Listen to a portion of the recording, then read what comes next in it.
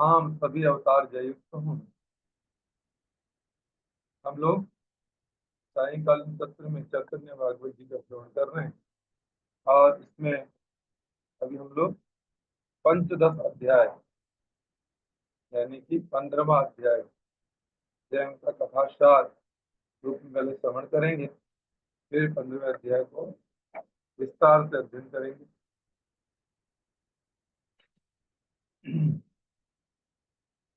इस अध्याय में प्रधानता भगवान महाप्रभु गौरांग हरि और विष्णु प्रिया जी की विवाह लीला वर्णित हुई है। निमाई पंडित मुकुंद संजय के घर चंडी मंडप में बैठकर अध्यापन करते थे। सनातन धर्म के रक्षक प्रभु किसी छात्र के ललाट पर तिलक न देखने पर उसको इस प्रकार लज्जित करते थे कि द्वितीय बार वह बिना तिलक धारण किए पढ़ने नहीं आते। आजकल तो स्कूलों में यह स्थिति हो गई है कि तिलक लगाने पे टीचर परेशान हो जाते हैं, बोलते हैं यहाँ तो अभी वो क्या चल रहा है, हमारा जो संविधान है वो सेकुलरिज्म का नाम लेकर सेकुलरिज्म का बहाना बनाकर बोला आप माला आप तिलक मत लगाओ माथे पे।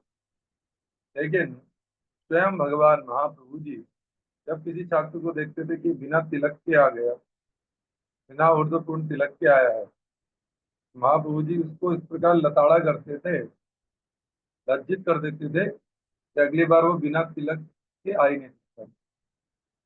अब ऐसे गुरुदेव के मुख से हम लोगों ने श्रवण सुना है, बिना हाथे में तिलक के जो मस्तक है वो कैसा है, जैसे कोई शमशान हो। जे ललाट फल के हृत ऊर्ध्व पुंडरा ते बाहुमूले शंख चक्र ते वैष्णवा भुवन मातु पवित्रयन्ति। जिन वैष्णवों के माथे में तिलक लगा होता है और उनको देखने मात्र से सारा संसार क्या हो जाता है, पवित्र हो जाएगा। इसीलिए हमारे शास्त्रों में विशेष रूप से वर्णन आता है कि मस्तक पर तो तिलक अवश्य होना चाहिए। अगर मस्तक पर तिलक नहीं तो बोलते हैं ऐसा मस्तक शमशान भूमि के समान है। बोलते हैं ऐसे व्यक्ति का दर्शन करने मात्र से आपको, कई विद्वान तो यहाँ तक बोल देते हैं कि आपको स्नान करना पड़ेगा, क्योंकि आपने एक प्रकार से शमशान भूमि का दर्शन कर लिया। इसलिए महाप्रभु जी अपने शिष्यों को विशेष रूप से तिलक लगाने के लिए प्रेरित करते हैं। जो तिलक लगा के नहीं आता उसको अच्छी खासी लताड़ लगाते, फटकार लगाते, लज्जित कर देते, इससे कि वो अगली बार तिलक लगा के ही आएगा। इसलिए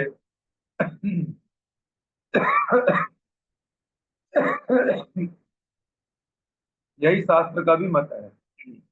प्रभु जिन छात्रों को किसी दिन बिना तिलक के देखते तो कहते कि तुम निश्चय ही आज संध्या करके नहीं आए हो। माथे पे तिलक नहीं है तो इसका मतलब तुमने संध्या भी नहीं की। और उन्हें संध्यादि चिन्ह करने के लिए दोबारा घर भेज देते। अब बोलते हैं कि घर जाओ, वापिस जाओ, पहले संध्या, पहले तिलक करो, संध्या करो, तब जाके आना पढ़ने। पढ़ने में बुद्धि में तुम्हारे कुछ घुसेगा ही नहीं। बिना संध्या तिलक के तुम्हारे बुद्धि में क्या प्रवेश होगा। छात्रगण तिलक धारण करके वापस आने पर प्रभु के निकट अध्ययन करने का अवसर पाते थे। निमाई पंडित सभी के साथ नाना प्रकार से हास प्रयास भी करते। विशेषता श्री हट्टवासियों के शब्द उच्चारण के ढंग को लेकर प्रायः किंचित रंग रस करते रहते। जैसे किसी पार्टिकुलर इलाके के लोग कुछ भाषा का प्रयोग करते हैं और वो बड़ी हाथ प्रयास, इस पे कई लोग उसको हाथ प्रयास करते हैं, परंतु पर स्त्री के साथ वो किसी प्रकार का हाथ प्रयास कभी नहीं करते। लेकिन माता जी लोगों के साथ कभी भी कोई हाथ प्रयास प्रभु नहीं करते, महाप्रभु नहीं करते। स्त्रियों को देखते ही वे दूसरी और अवस्थान कर जाते हैं, दूसरी दिशा से निकल जाते क्योंकि इस गौर अवतार में कृष्णचंद्र की भांति तुम भोगमयी लीला का प्रदर्शन भगवान ने नहीं किया है। इसलिए गौर कृष्ण तत्वविद महापुरुष और उनके प्रकृत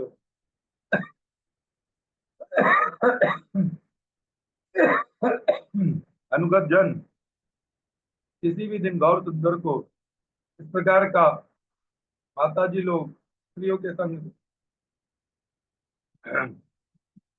नदिया नागर नाम से अभिहित नहीं करते हैं। प्रभु के निकट मात्र वर्ष पर अध्ययन करने से ही छात्र सिद्धांत में निपुण हो जाया करते थे।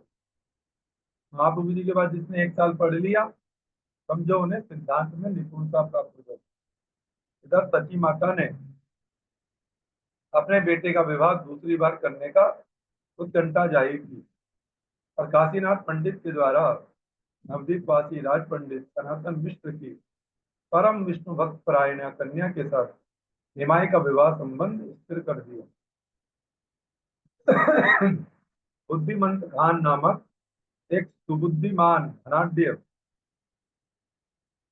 प्रभु के इस विवाह का समस्त खर्चा, अब विवाह होगा तो खर्चा तो लगेगा, अब ब्राह्मण कहाँ से पैसा लाएंगे भाई विवाह करने का। तो बुद्धिमंत खान जो उस समय के काफी बड़े एक प्रकार से राजसिक व्यक्ति हैं, उन्होंने देखा कि एक अच्छे ब्राह्मण का विवाह होना चाहिए।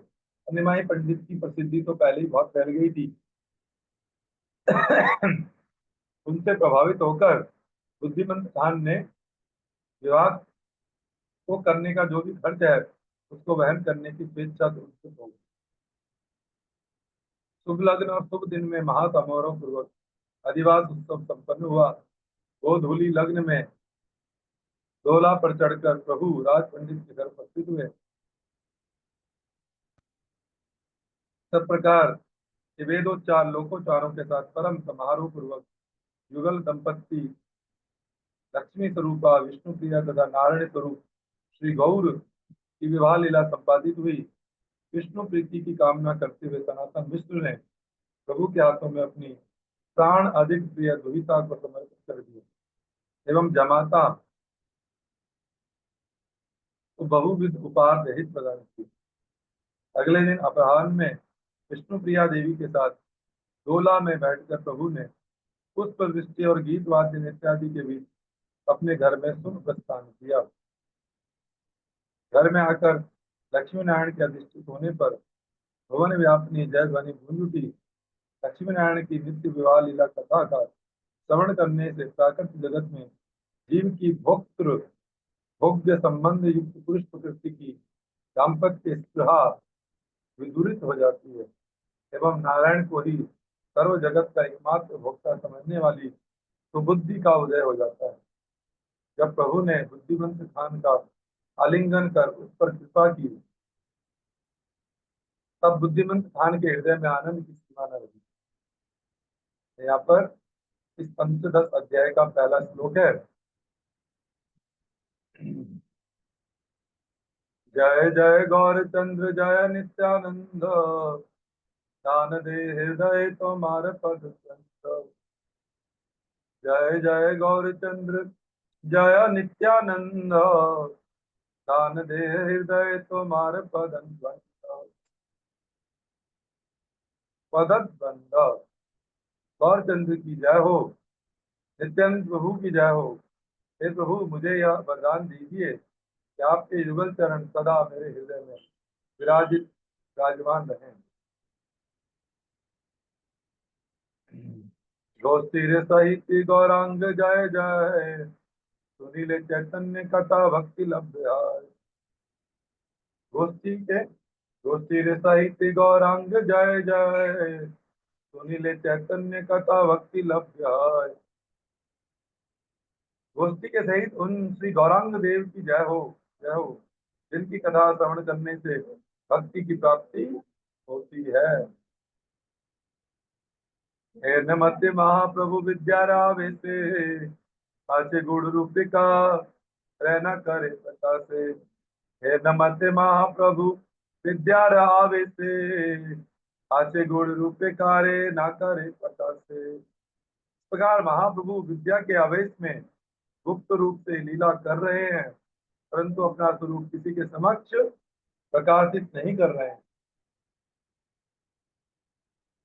संध्या वंदन आदि प्रभु करी उस काले, नमस्कारी जननी ने पढ़ाई से चले। संध्या वंदन आदि प्रभु करी उस काले, नमस्कारी जननी ने पढ़ाई से चले। उषा काल में ही संध्या वंदन आदि एवं अपनी जननी को नमस्कार करके पढ़ाने के लिए चल देते। संध्या वंदन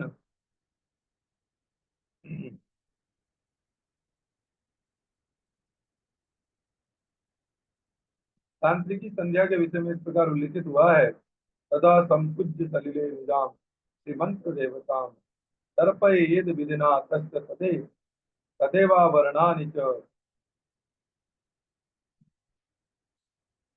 श्री कृष्ण तर्पयामिति श्री सम्यक तर्पेत इति। संध्या भगवान का ध्यान ही है। इसके बारे में तो अलग से चर्चा होगी। अनेक जन्मेर भृत्य मुकुंद संजय, पुरुषोत्तम दास है यहाँ तनय। अनेक जन्मेर भृत्य मुकुंद संजय, पुरुषोत्तम दास है यहाँ तनय। जिनके पुत्र पुरुषोत्तम दास हैं, वे मुकुंद संजय अनेक जन्मों से प्रभु के भृत्य हैं।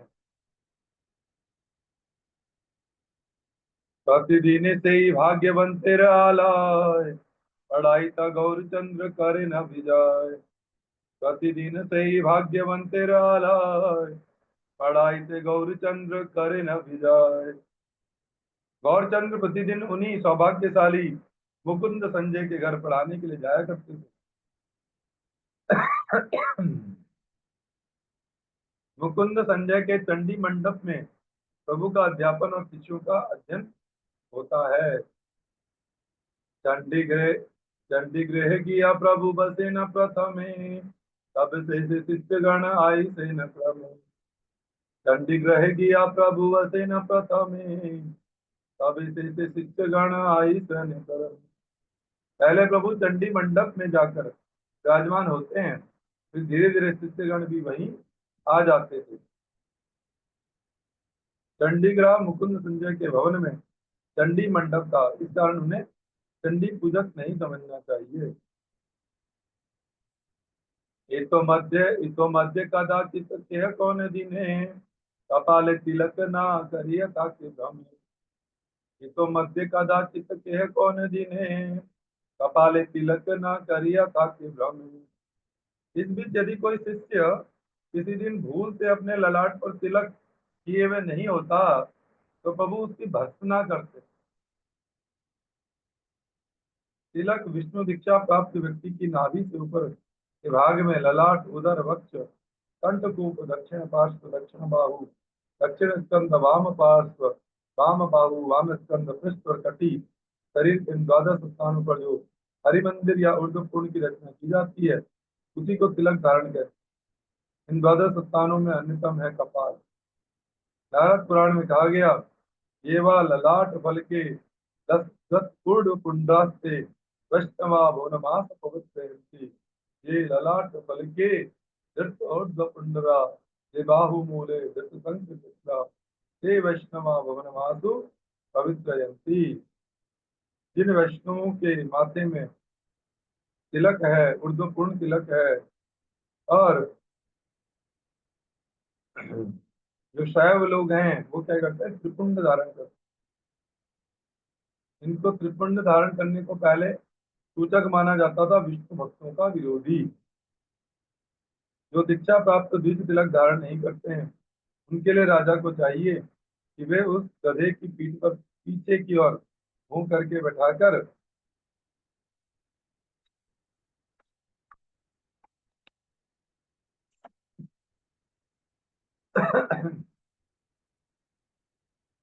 नगर से बहिष्कृत कर दें।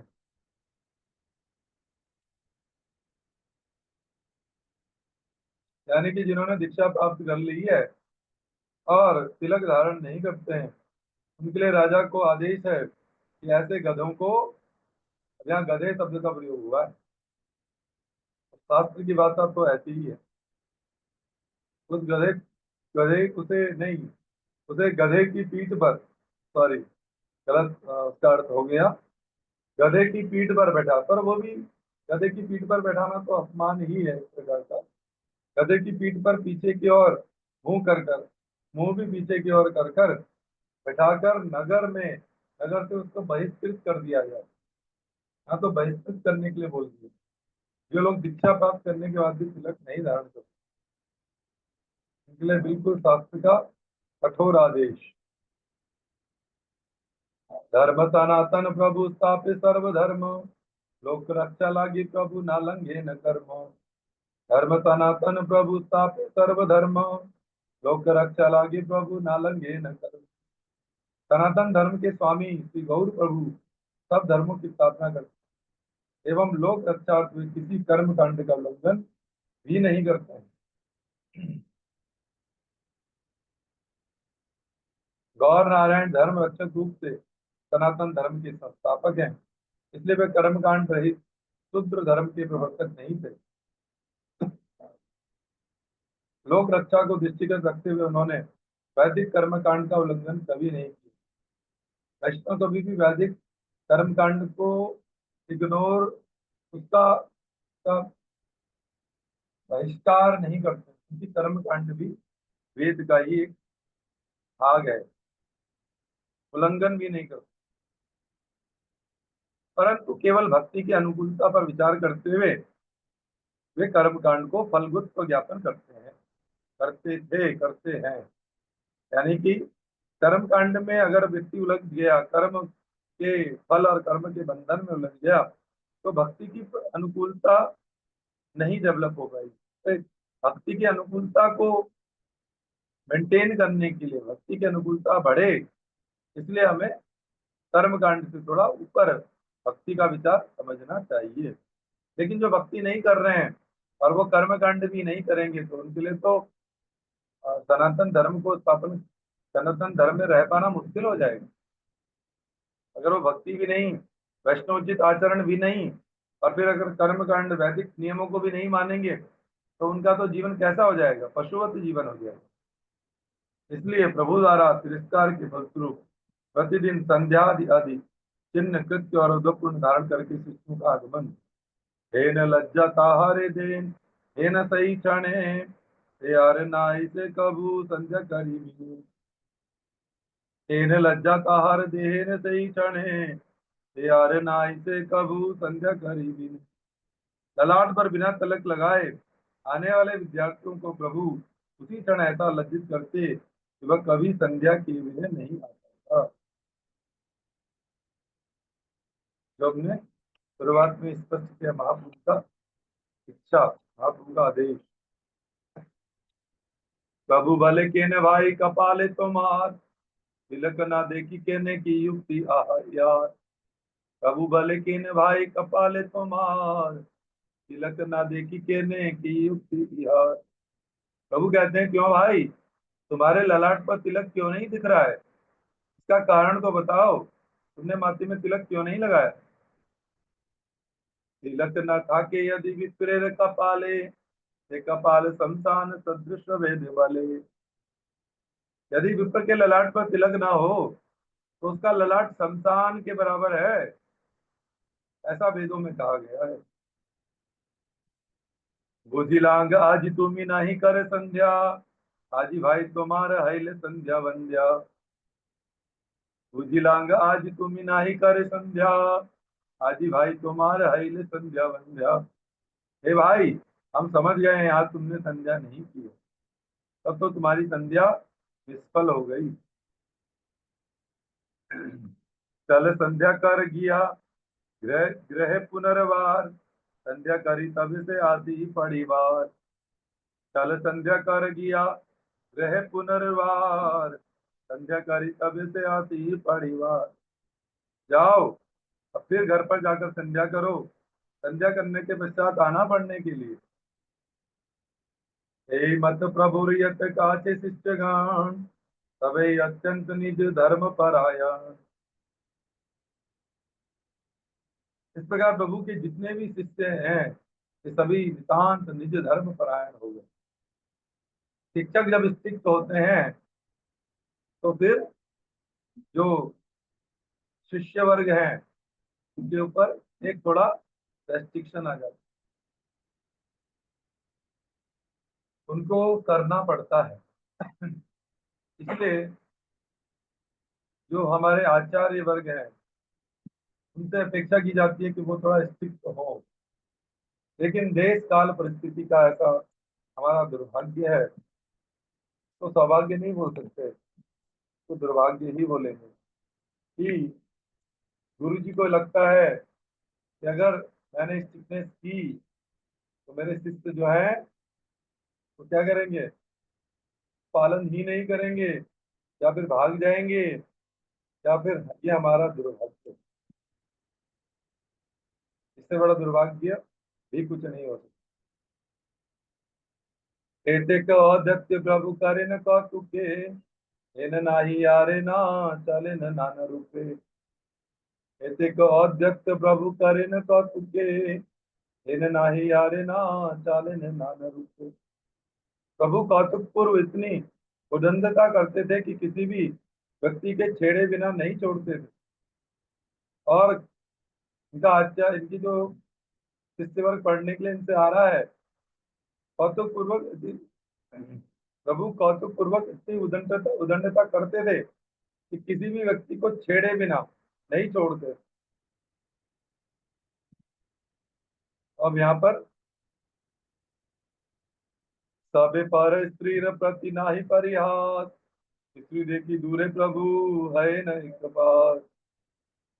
यहाँ पर स्पष्ट है कि महाप्रभु जी, अगर कोई शिष्य उनकी बात नहीं मान रहा है तो उसको इतनी ज्यादा उसको एक प्रकार से उसके बोलते हैं किसी के पीछे लग जाना, बोलते हैं ना, और इस प्रकार से करना कि उसको मानना ही पड़े।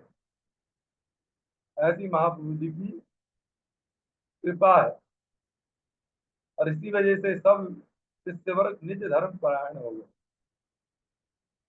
सभी पर स्त्री प्रति नाही परिहास, स्त्री देखी दूरे प्रभु है नहीं के पास। लेकिन महाप्रभु का एक विशेष गुण भी है। कोई भी माता जी, कोई स्त्री सबके साथ प्रयास करने पर भी महाप्रभु पर स्त्री के साथ कभी प्रयास नहीं करते। माता जी लोगों को देखकर दूर से ही एक और हट जाते थे। प्रभु कभी भी समाज विगड़ित अवैध दाम्पत्य के प्रश्रय दाता नहीं हुए। उन्होंने कोई भी ऐसा आचरण करके नहीं दिखाया जिससे कि समाज में उसका गलत प्रभाव पड़े। इसलिए उनका नैतिक चरित्र बड़ा अतुलनीय था। किंतु वर्तमान में अनेक प्राकृत सहज या कपट का आश्रय लेकर जगत गुरु लोक लोक शिक्षक गौर सुंदर को नीति रहित एवं परदार दारापहारी रूप में सजाने का यत्न करते हैं। इसकी अपेक्षा और बड़े अपराध का कोई अन्य विषय नहीं है। धर्मशास्त्रानुसार नैतिक जीवन में जो हमारी वास्तविक मतलब हमारा विवाह जिन पत्नी के साथ हुआ है, हास परिहास और घनिष्ठ व्यवहार आदि दोषावह नहीं है। अब अपनी पत्नी के साथ हाथ प्रयास करें तो ठीक है, लेकिन पर स्त्री के साथ में आपका हाथ प्रयास व्यवहार के विरुद्ध है। सर्वो तो भावे न निंदनीय और परित्यज्य। इसलिए प्रभु जो पर स्त्री दर्शन से दूर हटकर एक और अवस्थान करते थे, यहाँ तक कि माता जी लोगों का ज्यादा दर्शन भी नहीं किया करते थे, उसका आदर नव रसिक या गौरांग नागरी आदि अपसंप्रदाय जन नहीं करते। इसलिए आज भी गौड़ीय वैष्णव आचार्यगण ब्रह्मचारी वृंद को, जितने भी प्रभु वृंद को, सन्यासी वृंद को विशेष रूप से शिक्षा देते हैं कि हमें एक डिस्टेंस मेंटेन करना चाहिए। शिक्षा का जो स्तर है उसमें एक डिस्टेंस मेंटेन होना चाहिए, आपके व्यवहार में एक डिस्टेंस मेंटेन होना चाहिए। किंतु गौर किशोर ने उस प्रकार का आदर्श ही प्रदर्शित किया है। और जो अब संप्रदाय है उनके बारे में तो अलग से चर्चा करेंगे, क्योंकि अब संप्रदायों में आज जो प्रभुपाद जी ने बताया, कम से कम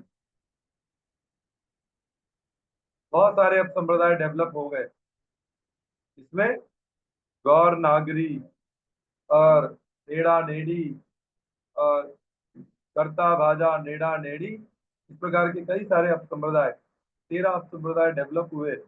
जो मन मर्जी का आचरण करने वाले जन हैं, उनको गौड़ीय जो रहस्य है, महाप्रभु की जो कृपा है और गौड़ियों का जो आस्वादनीय विषय है, वो विजेंद्र नंदन आराध्यो भगवान विजेश तनय तद्धाम वृंदावनम।